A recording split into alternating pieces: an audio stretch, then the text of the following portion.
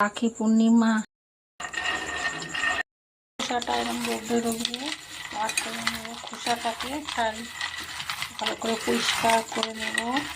ছাড়িয়ে রেখেছি, এবার মিক্সিতে নিয়েছি, এগুলো গুঁড়ো করে নিয়ে আসবো, একদম মিহি করে গুঁড়ো করবো। এটা মিহি করে বেটে নিয়ে এসেছি। বাদাম থেকে তো তেল হয়, ওখান থেকে তেল তেলে ভাব এসে গেছে। এইবার ফ্রাই প্যানটা বসিয়েছি, 1 চামচ ঘি, গুঁড়ো করা বাদামটা,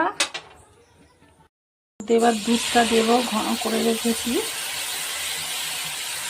এই বাটির হাফ বাটি চিনি দিয়ে ভালো করে নেড়ে নেব।